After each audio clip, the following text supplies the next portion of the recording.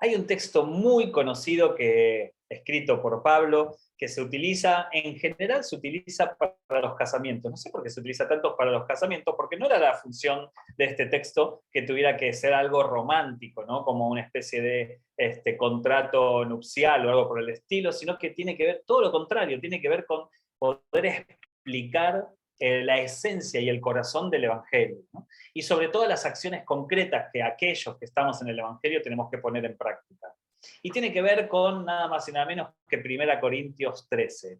La primera parte, que es muy conocida, si yo hablase lenguas humanas y angélicas, ¿no? Bueno, ven, si puedo tener toda la expresión carismática del Espíritu Santo, lenguas, poder, unción, milagros, pero si no tengo amor, vengo a ser como un platillo que al golpearse resuena, pero suena y nada más, ¿no? Y si yo pudiera conocer todos los misterios de Dios, todo el conocimiento bíblico, toda la capacitación teológica, puedo tenerlo todo, pero si no tengo amor, nada soy, ¿no? Y después puedo ayudar a los pobres, puedo tener fe como para pedir que un monte se traslade de un lugar a otro, y si no tengo amor, nada soy tampoco, ¿no? ¿Cómo Pablo nos tiró esa perla, ese capítulo 13 en 1 Corintios, y dejó una enseñanza enorme acerca de la esencia del Evangelio, ¿no? Yo creo que todavía no hemos comprendido profundamente lo que Pablo quiso decir en ese momento, pero no quiero ajustarme a la primera parte, donde habla de que después que el amor, cómo es el amor y cuáles son las características del amor, paciente, benigno, ¿no? Etcétera, sino que quiero irme al final, casi al final de esa parte de 1 Corintios, y titulé esto Cosas de niños, ¿no? Es decir, Pablo grafica la vida del cristiano como si fuese la vida de una persona. Y acá no tiene nada que ver ni con los años de cristiano que tenemos, ni tiene que ver con los años que tengamos como en nuestra vida, ¿no? Personal, como persona, no valga la redundancia. Es decir, no importa, podés tener 40 años de cristiano y ser un niño, podés tener 6 meses de cristiano y ser un adulto. No importa que tengas 70 años vividos en esta tierra, podés seguir siendo un bebé espiritual. Así lo ubica Pablo, ¿no? Y me gusta cómo piensa en el proceso de la espiritualidad y el crecimiento de la cristiandad en nosotros, del evangelio en nosotros, como si fuese el crecimiento de una persona. El niño necesita ser atendido, el niño necesita comer alimentos que no sean muy pesados, el adulto ya es autónomo, el adulto ya piensa por sí mismo, ya toma decisiones y puede comer comida sólida, ¿no? Es decir, cómo Pablo habla y trae esta ilustración, esta imagen del niño y el adulto, me parece que está para realmente aprovechar esta imagen y poder sacarle el jugo, ¿no? Así que vamos a ver qué es lo que dice 1 Corintios 13, vamos a estar hablando desde el Evangelio, versículo 8 en adelante. Así que alguien que lo pueda leer, por favor.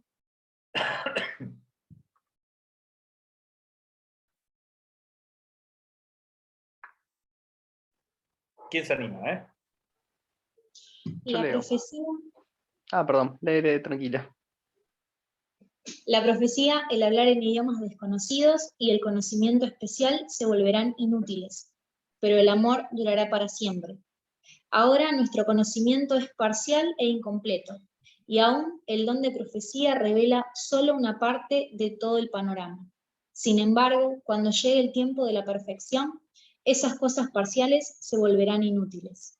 Yo creo que realmente, miren lo que era la inspiración de Dios en la mano de Pablo, en el dictado de Pablo, a la hora de escribir 1 Corintios, porque pareciera que él hubiese tenido la posibilidad de ver cómo la iglesia iba a estar peleándose por tener los dones más visibles, una iglesia que iba a estar peleándose por cierta reputación, por cierto poder, unción dentro de la iglesia, y cómo los dones que iban a jerarquizarse. Fíjense que Pablo utiliza la imagen de 2 dones para explicarnos que nuestra mirada no tiene que estar puesta en la importancia de estos 2 dones. Uno es el de profecía y otro es el de lengua, ¿no? Increíblemente Pablo, o el de hacer milagros, ¿no? Pablo no tuvo acceso a conocer cómo hoy la iglesia se comporta, pero justamente, increíblemente, son los dones que la iglesia tiene como más importantes.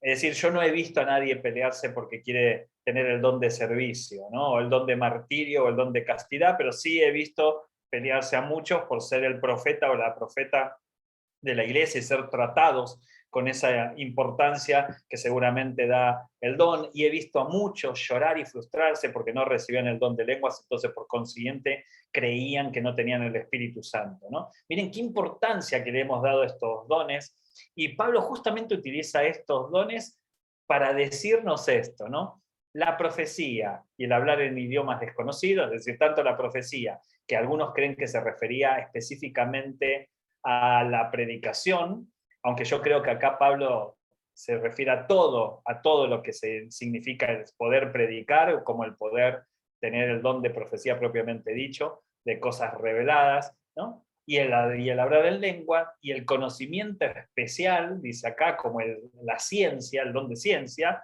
se volverán inútiles, dice. Me encanta Pablo cómo no tenía ningún problema de decirle, che, a ustedes que tuvieron la llamita acá arriba en Pentecostés, y no sirve para nada eso. Va a llegar un momento que ustedes que se están peleando por tener estos dones no les va a servir de nada haberlos tenido, ¿no? Y después tira una bomba que dice, pero el amor durará para siempre. Hay cosas que van a ser innecesarias y hay cosas que van a ser necesarias. Lo necesario es justamente la esencia, ¿no? Es decir, justamente la esencia del Evangelio es lo necesario porque va a perdurar para siempre, que tiene que ver con el amor. Y dice, ahora nuestro conocimiento es parcial e incompleto. Y esto se lo decía a una iglesia organizada, que era organizada estructuralmente y muy desorganizada en cuanto a la esencia, ¿no? Dice, ahora nuestro conocimiento es parcial e incompleto, y aún el don de profecía revela solo una parte de todo el panorama. Estuve tratando de investigar un poquito sobre por qué hace este fuerte hincapié y esta aclaración, y aún el don de profecía revela solo una parte de todo el panorama.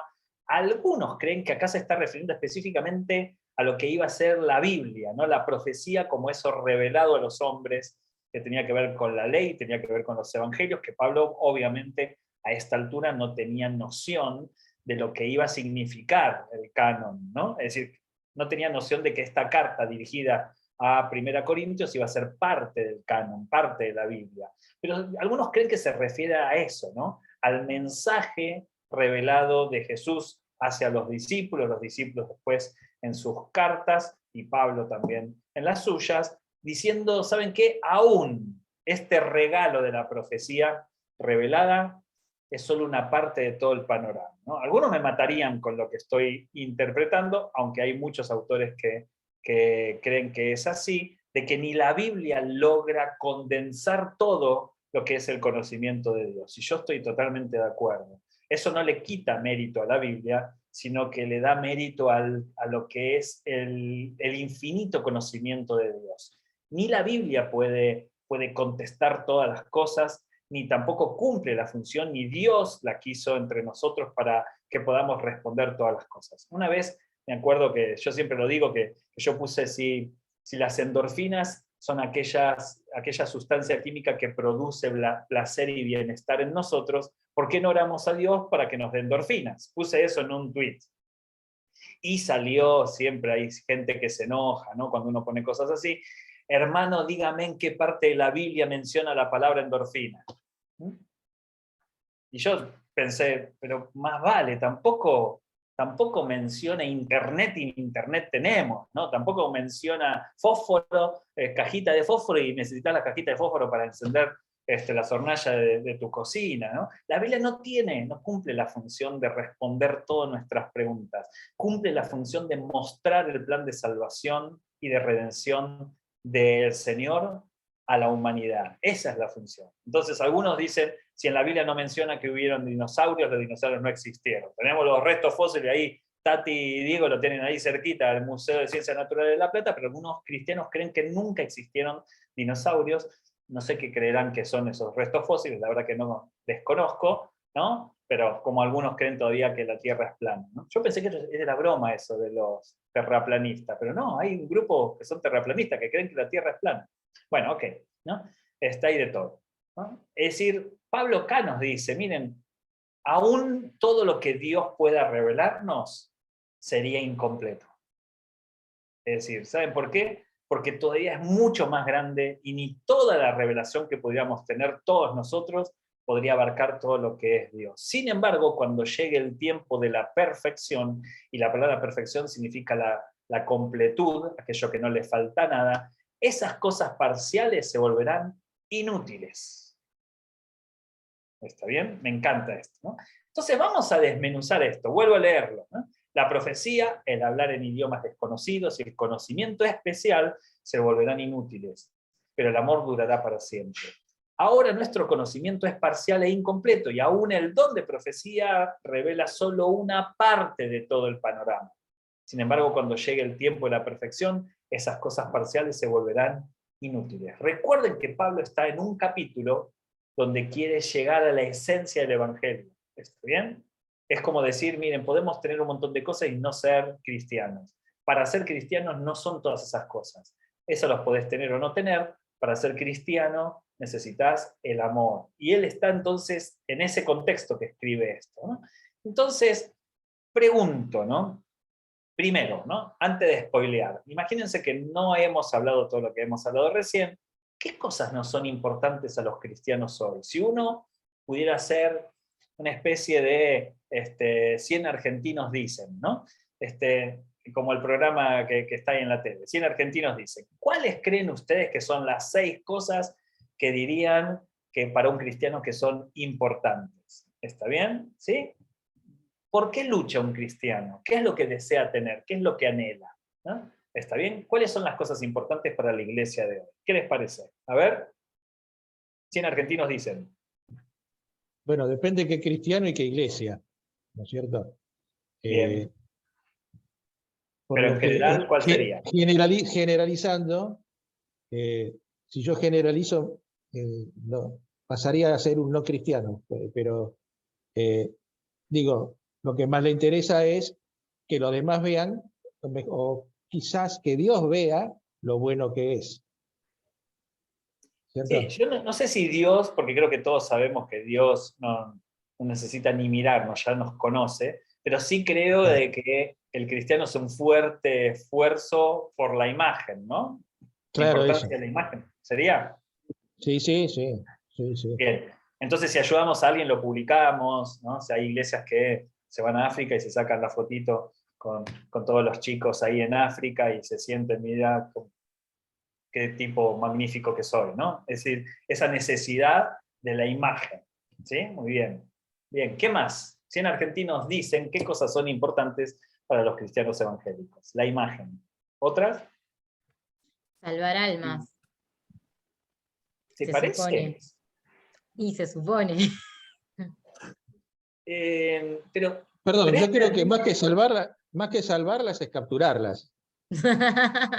Ok. Yo iba a Te voy a decir predicar.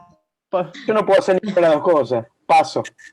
Yo creo que... Se supone que debería ser importante eso o sea, o uno por lo menos yo me crié escuchando como que lo más importante era como que cada uno tenía una misión, pero que la misión de todos era predicar, ¿no? Ok, Estaba como bien. ese chip. Pero en la práctica, ¿no? En la práctica creo que lo importante es el engrosar la iglesia, ¿no? Es decir, que la iglesia sea muchos, ¿no? Claro. ¿Ibas a decir algo, Diego? No, ¿No? estaba pensando en el tema de ir mucho al templo. O sea, Ok. que la iglesia Bien. tenga varios Muchos tipos de días. actividad, claro, y demás. Eso es como muy importante hoy en día en la iglesia tradicional. El activismo, sí, sí, sí. Ahora vamos a eso, pero pará, no salgamos del de salvar algo, ¿está bien? ¿Sí? No salgamos del de salvar. Yo creo que sí, que hay un enunciado que tiene que ver con ser un instrumento de ser predicadores, predicadoras, ir hasta lo último a la tierra y que muchas almas puedan venir a los pies de Cristo. Creo que detrás del enunciado hay un fuerte deseo que nosotros creemos que es importante que las iglesias sean grandes. ¿Está bien? Es decir, que haya mucha gente en la iglesia. Porque si yo les digo que mucha gente se va a salvar, pero no se va a congregar en ninguna iglesia, nosotros decimos, la campaña evangelística se convirtieron un montón, pero no quedaron frutos. ¿Sí o no? Es decir, porque no nos importa solamente que acepten al Señor Jesús, sino que formen parte del engrosamiento del cuerpo. Cuanto más gordo sea y más grandote y más, ¿no? Sea el cuerpo de Cristo, mejor. ¿Está bien? ¿Están de acuerdo conmigo que hacemos campañas evangelísticas? Decimos 40.000 personas se convirtieron al Señor. Y la pregunta más importante no es cuántos se convirtieron, sino cuántos quedaron. Decimos así, ¿sí o no? ¿No? Es decir, ¿y cuál fue? ¿Cuánto quedó? ¿En dónde está la gente esa? ¿En qué iglesia se congrega? ¿No? Porque parece que lo importante no termina siendo la salvación, sino el engrosamiento del cuerpo de Cristo. Y Adri, y la frase también está en dirección a que no es lo mismo hacer la oración de fe que estén convertidos. Claro, pero después no es tan importante pasa. la conversión, sino el formar parte de las filas de la iglesia. Y el formar parte de la fila de la iglesia, ahí sumamos lo que decía Diego, tiene que ver con el activismo. ¿Está bien? Porque después vos podés ser convertido o convertida, pero te dicen, bueno, pero ¿qué vas a hacer? ¿Qué tarea vas a tener en la iglesia? ¿Está bien? ¿Cuál va a ser tu ministerio? ¿Cuál es tu don? No calientes la silla. ¿Está bien? ¿Sí? ¿Sí? Entonces, ahí surge otro concepto de importancia. Imagen, engrosamiento del cuerpo de Cristo y activismo. Sí, Diego.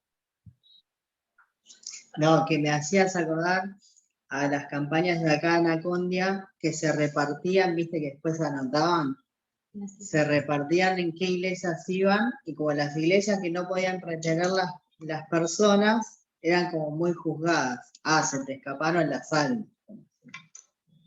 Si las Ya el personas no retener- tenían poder de decisión, viste, como... Claro. Pero saben que el concepto de la red de pescar y traer los peces, ¿viste? Y ser pescadores de hombre, y eso, cuando lo llevamos a la vida práctica frente a las personas que no participaban de nuestra fe, es terrible, ¿no? Es decir, es terrible que digamos, bueno, tiremos las redes y que las redes... Yo una vez escuché un predicador muy importante, muy divertido en su momento, ahora se puso más serio, que decía, cuando uno tira las redes viene de todo en la red. Yo digo, no, la verdad que no. Primero, no me gusta el concepto de creer que la ilustración de Jesús cuando ve a los pescadores es la ilustración que tenemos que imponer a la hora de tratar y de relacionarnos con gente que no tiene nuestra fe. No, la verdad que no me gusta ese asunto de atraparlos, de pescarlos, ¿no? De que retenerlos, andar a buscarlos, ¿no? Me resulta muy poco relacional, ¿no? Es decir, me resulta muy violento, ¿no? No sé a ustedes si les pasa lo mismo, pero tengo que ser sincero, a mí me resulta muy violento. Muy armado, Exacto. no algo espontáneo. Claro. A mí me suena, perdón Adrián, me suena yo estoy bien, vos estás mal. Claro, Yo tengo control sobre vos porque te capturé. claro, exacto. Bien. Bueno, pero creo que porque tiene que ver con qué es para nosotros importante. Si fuese la salvación y fuese el corazón de la persona lo importante, nuestro acercamiento hacia la persona sería totalmente diferente a que si lo importante es el engrosamiento de la iglesia. No sé si se entendió lo que dije. Si nosotros estuviéramos parados en la esencia de 1 Corintios 13, no importa si la persona después va a ir a una iglesia, es importante que tenga un encuentro con el Señor. Y no lo voy a pescar, voy a compartirle una buena nueva, ¿no? Con todo el respeto que significa. Jesús tuvo un respeto enorme a la hora de relacionarse con el gadareno, de relacionarse con la mujer samaritana, de relacionarse con Zaqueo, es decir, su acercamiento hacia la persona era con un respeto enorme. ¿Está bien? ¿Ah? Y ahora nosotros salimos a cazar, ¿no? Tenemos como ese asunto de salir a cazar, ¿no? ¿Por qué? Porque lo importante no es el corazón de la persona o el alma de la persona, sino el engrosamiento del cuerpo de Cristo, ¿no? De hecho, decimos, los frutos son los que se quedan en la iglesia, ¿no? Es decir, tenemos como esa visión. Si el fruto realmente de todo lo que Jesús hizo, la alimentación de los 4.000, de los 5.000, los milagros en un lado, los milagros en otro, el sermón del monte, si todo lo que Jesús hizo durante esos 3 años y medio, el fruto realmente tendría que ser todo lo que hizo, hoy podríamos decir, pero ¿cuántos se quedaron? De todos esos 3 años y medio, solo 120 terminaron, ¿no? Como resultado. Qué poco, ¿no? Es que yo no sé si Jesús estaba pensando en que tendrían que ser 40.000 personas en Pentecostés. No, yo creo que Jesús dejó la huella, ¿no?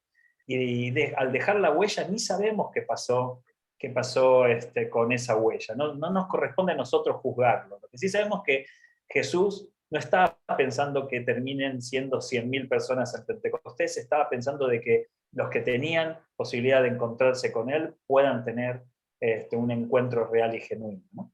Ok, ¿qué cosas son importantes? 100 argentinos dicen, entonces dijimos la imagen, el engrosamiento del cuerpo, el activismo, ¿qué más?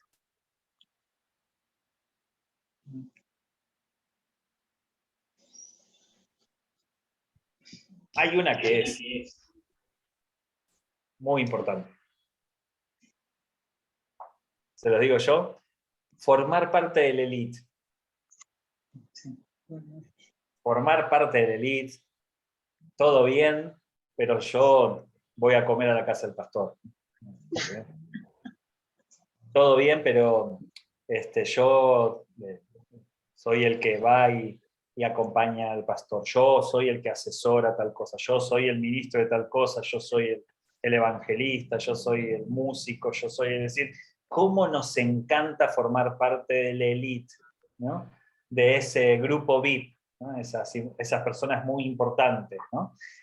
Para nosotros es importantísimo ser parte de lo más arriba de la estructura.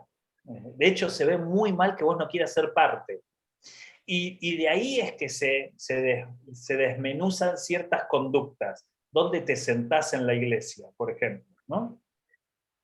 Si te sentás en la primera fila, si te sentás en la segunda, si te sentás al final, ¿no? Si te sentás en el medio, si te sentás arriba de la plataforma, ya eso es, ¿no?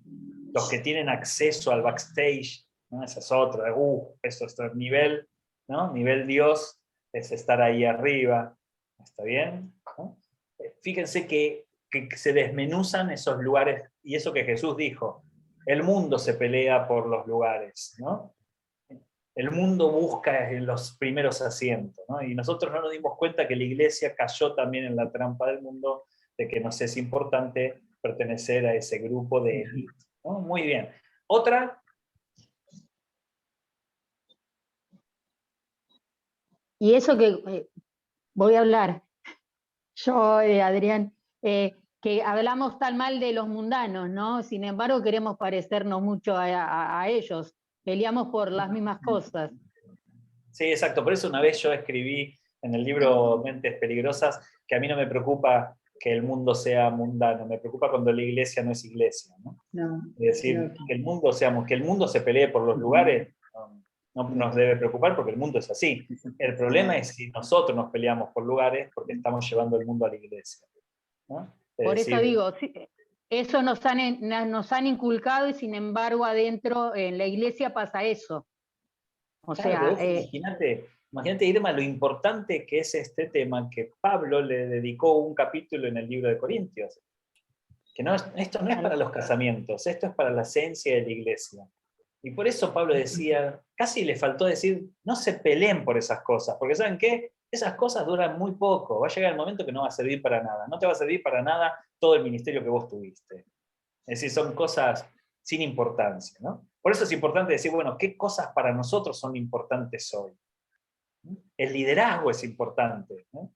El pertenecer, el poder, la unción. Si uno dice, bueno, Señor, dame poder para poder sanar enfermos.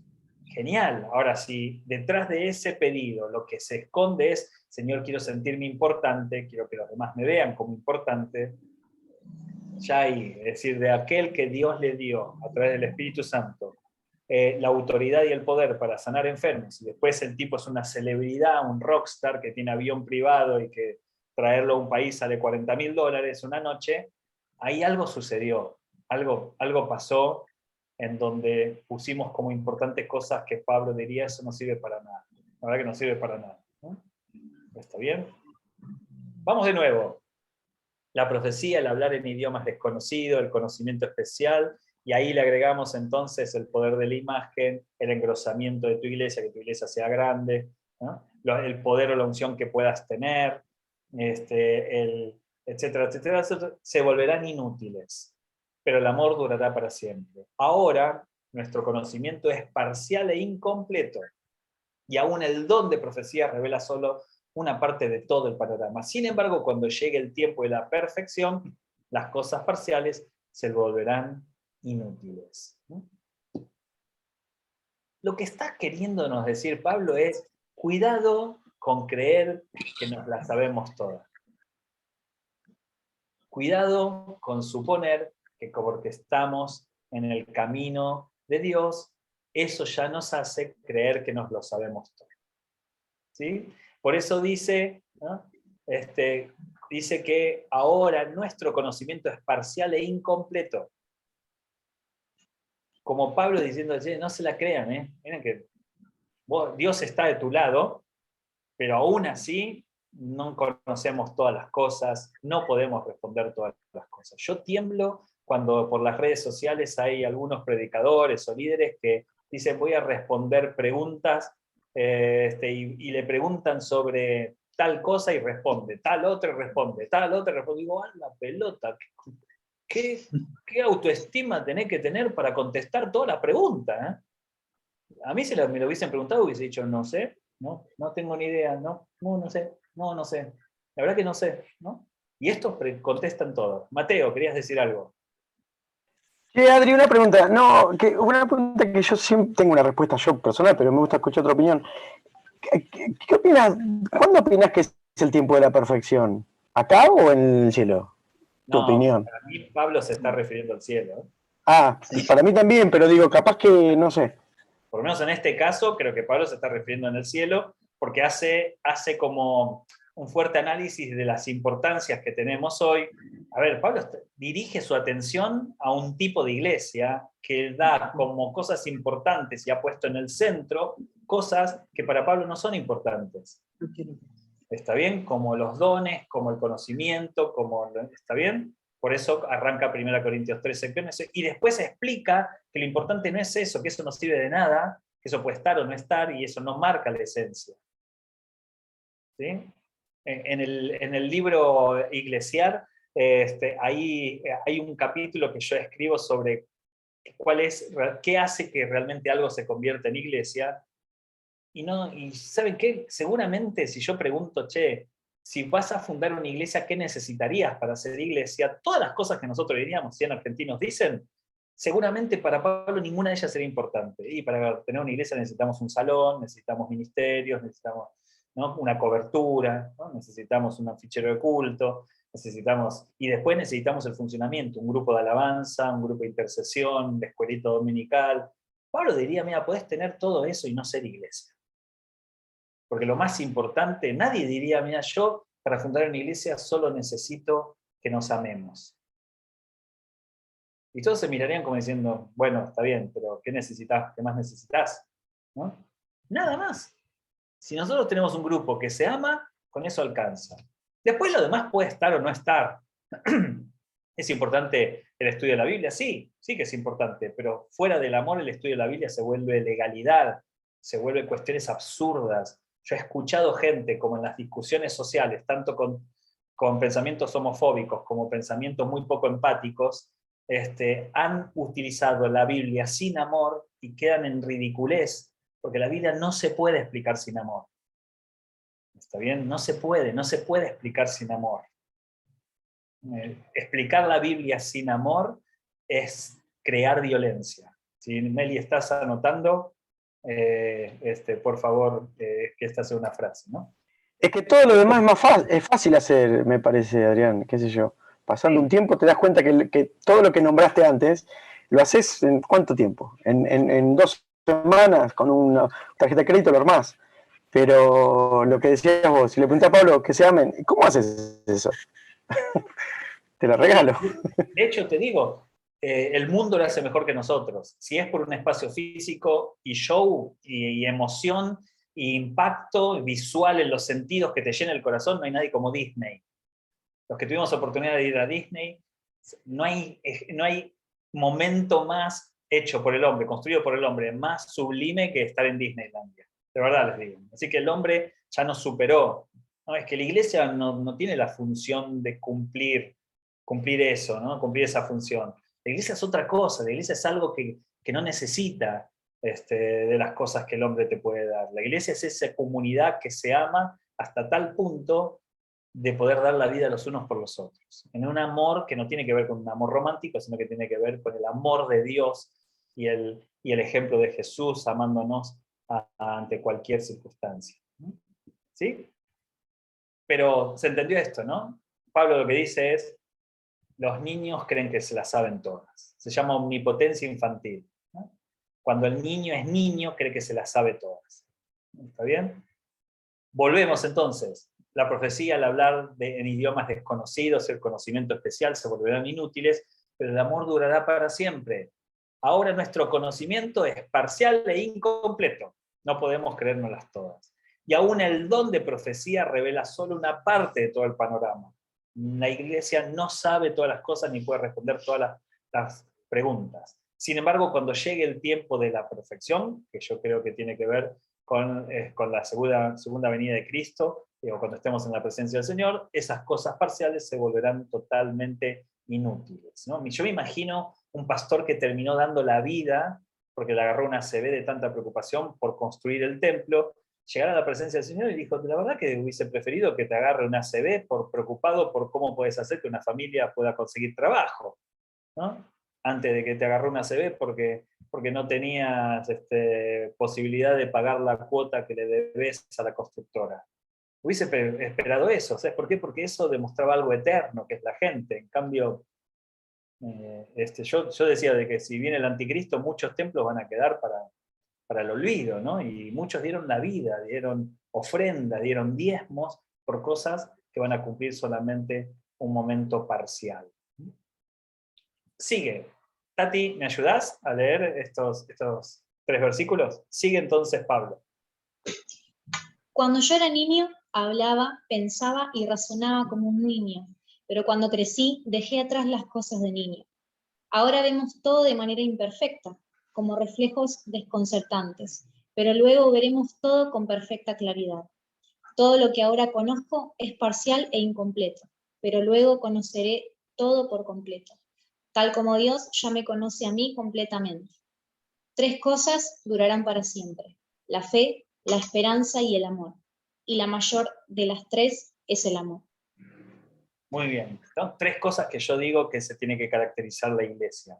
Las 3 cosas que durarán para siempre es la fórmula para construir una iglesia, pero no voy a llegar a lo último. Primero vamos a antes, ¿no? Me encanta Pablo cómo va al nudo, ¿no? Va directamente al foco de la importancia. Él dice, cuando yo era niño, claro, uno debe decir, bueno, cuando él tenía 4 o 5 años, no, él no se está refiriendo solamente a su etapa evolutiva como persona, él se estaba refiriendo a cuando él daba por importancia cosas que no eran importantes.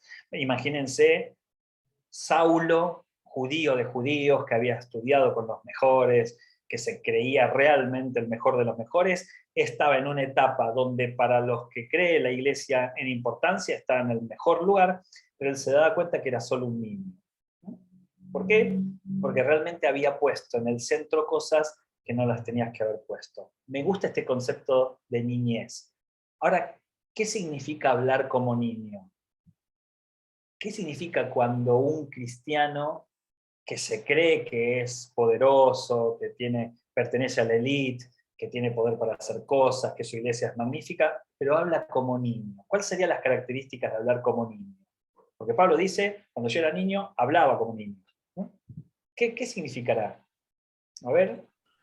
Yo lo pongo en lo que me imagino, y lo que me imagino y la antítesis que soy yo. Cuando alguien viene y me dice algo, ya lo prejuzgo y lo cuestiono. Pero un pibe vos le decís, che, ¿sabés que hay una vaca volando? Y tú dices, ¿en serio? Como que cree todo lo que le digas. Después verás si es verdad o no. pero me Entonces, imagino ese tipo de conversación.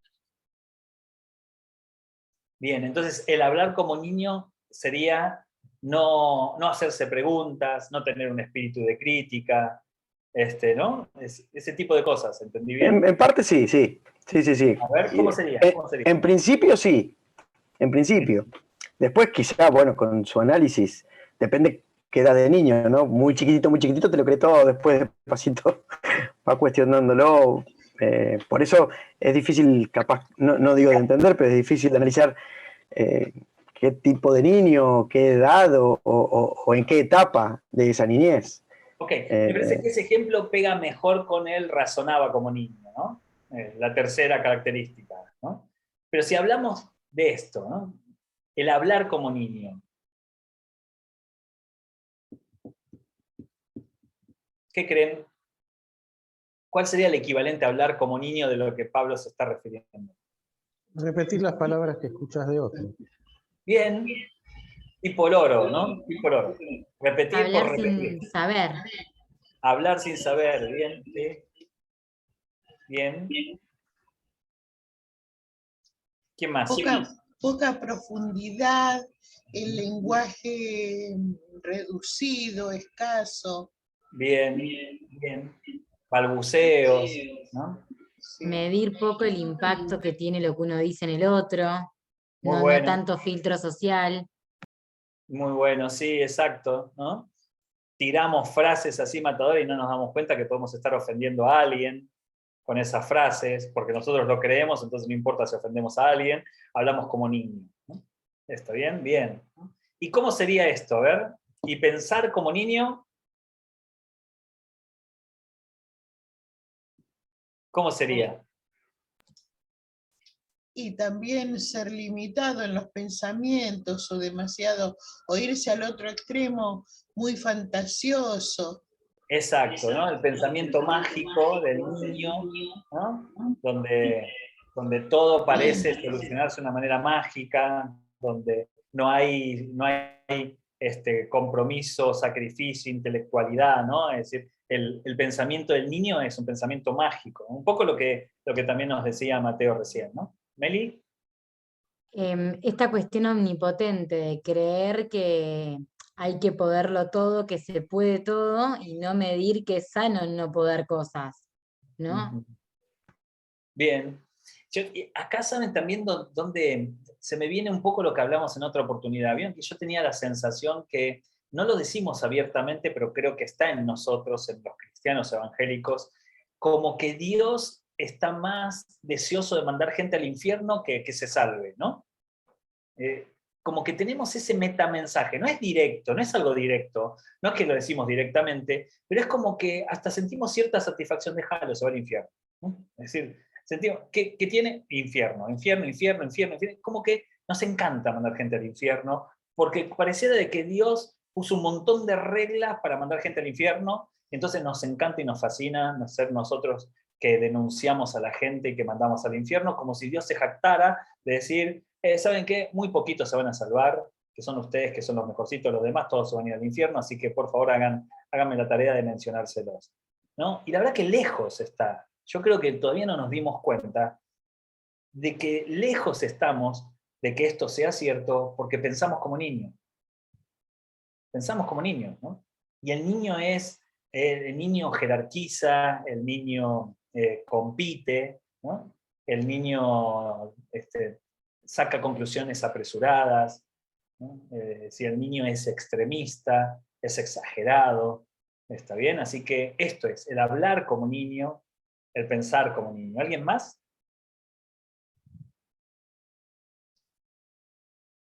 Y ahora vamos a la tercera, y razonar como niño.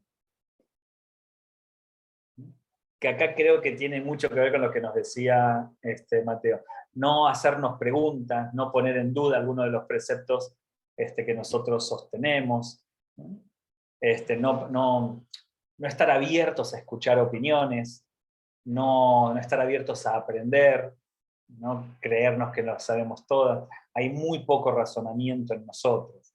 De hecho, hemos matado las ciencias y las herramientas que tienen que ver con el razonar y la lógica, la física, no sé, las matemáticas, la filosofía, las ciencias sociales, la antropología, la sociología, las hemos matado, las hemos despreciado, porque la verdad que todavía queremos pensar como niños. El niño te dice, ¿para qué quiero saber esto? ¿No? Es decir, ¿para qué tengo que saber? ¿Para qué quiero saber matemáticas? ¿No? Está bien, pues bueno, porque quizás nunca utilices ese teorema, pero el ejercicio de haber entendido ese teorema va a producir crecimiento en tu coeficiente intelectual, ¿está bien? En tu desarrollo de lógica matemática. Así que ya el ejercicio en sí es importante, por más que nunca lo pongas en práctica. Ahora, el niño no valora estas cosas, como muchas veces ese institucional tampoco lo hace. Pensar de manera diferente y hacerse preguntas, ¿no? ¿Está bien? ¿Alguien más sobre esto? Sí, que Pensaba está, en... sí, está bien. Está No, bien. seguí, Cori, seguí. Bueno, que es tan sólido en su razonamiento que cuando se le niega algo, enseguida reclama, ¿y por qué? Te tenés que ir a dormir. ¿Y por qué? Bien, muy bien. ¿Qué más? Yo pensaba en este razonamiento que puede llegar a conclusiones con mucha falta de información o con inferencias muy simples, y Bien. asumirlo como verdad, como esa certeza de que es así y es así. Ok, entonces niega los procesos de razonamiento, se pregunta siempre ¿y por qué? Caprichosamente, se pone violento frente a las discusiones, está bien, no sabe establecer conversaciones y discusiones, y así todo esto tiene que ver con el razonar como un niño, ¿no? Miren a qué se estaba refiriendo Pablo, y él decía, antes yo era así, hasta tal punto hasta maté gente en nombre de Dios, está bien, así que miren si no era niño. Ahora, uno diría, antes era un prócer Pablo, no. Pablo dice, antes era niño, pero ahora soy adulto. ¿Qué significa ir camino a la adultez? Cuando yo era niño, hablaba, pensaba y razonaba como niño. Pero cuando crecí, dejé atrás las cosas de niño. Entonces ahí uno debería preguntarle, bueno, pará, ¿cómo es que llegaste a dejar las cosas de niño y crecer?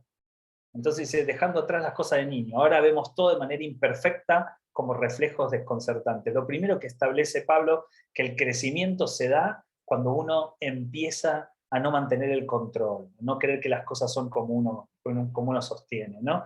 A empezar a preguntarse más y a aseverar menos, a ser más humilde en las opiniones, a estar más abierto a los cambios, ¿no? Ahora vemos de todo de manera imperfecta, como reflejos desconcertantes, ¿no? Como que los lucecitas de colores nos encandilan, pero luego veremos todo con perfecta claridad. Y a mí me encanta porque todo este mundo, quizás, toda esta tierra vamos a ver las cosas imperfectas. Entonces no podemos jactarnos que nos sabemos todo. Todo lo que ahora conozco es parcial e incompleto, dice. Pero luego conoceré todo por completo, tal como Dios ya me lo conoce a mí completamente. Hoy nosotros no estamos en condiciones de decir que nos lo sabemos todo. Entonces no podemos salir a discutir a gente que no piensa como nosotros, como si nosotros fuésemos los dueños de la verdad. Como mínimo tendríamos que decir, bueno, dejámoslo pensar, bueno, sí, puede ser, bueno, mirá, lleguemos a un acuerdo, ¿no? Porque eso es lo que hace el adulto. El niño traga sin desmenuzar, traga sin razonar, ¿no? Ver las cosas imperfectas.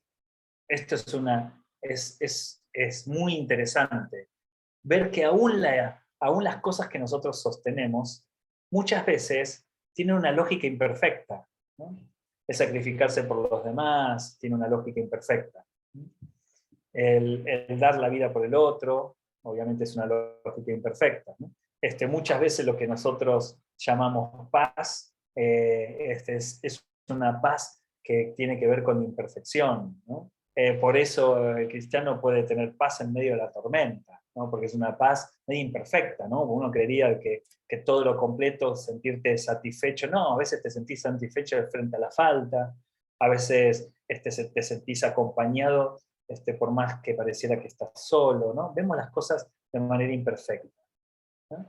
Y después lo que, conocer las cosas, voy a ir apurándome, así ya se ha hecho tarde, conocer las cosas incompletas.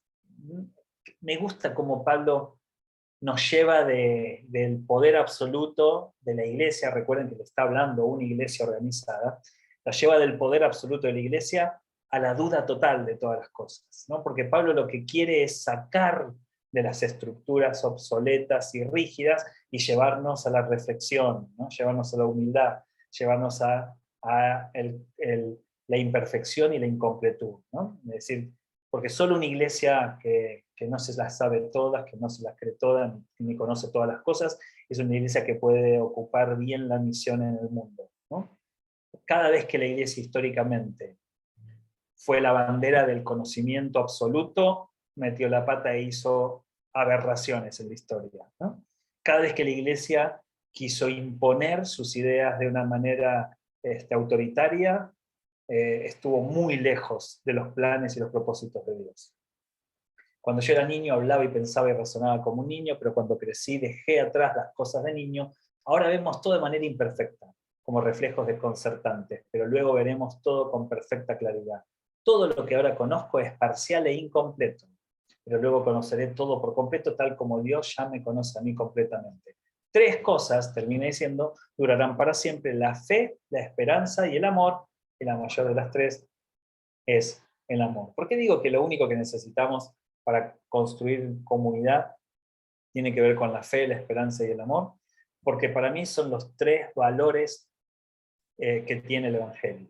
La fe, que es la entrega absoluta, poner nuestra confianza en el Señor; la esperanza, que es aquello que me ubica con el otro; la esperanza de que puedo descansar, que va a haber un otro para sostenerme, como puedo descansar que Dios está también cuidándome a pesar de las circunstancias; y el amor, que tiene que ver con la entrega absoluta. En un mundo de mucha desesperanza, de mucha incredulidad y de mucho egoísmo, de mucho desamor, justamente la necesidad es que haya una iglesia que siempre estas 3 cosas. Después podemos tener y no tener un montón de cosas, da lo mismo, pero una iglesia que es una iglesia de fe, una iglesia que es una iglesia de esperanza, donde yo no solamente espero la venida del Señor y espero en Dios, sino que también tengo esperanza en quien está al lado mío, ¿no? Es decir, que puedo sentirme en paz de que si yo caigo, el que está al lado me va a levantar, o que si aquel cae, yo voy a estar para sostenerlo. Y el amor, que es lo más importante de todo, y termina Pablo diciendo que de las 3, lo más importante es el amor. Aquello que no puede ser imitado. Todo lo demás puede ser imitado. Lo que no puede ser imitado es el perfecto amor.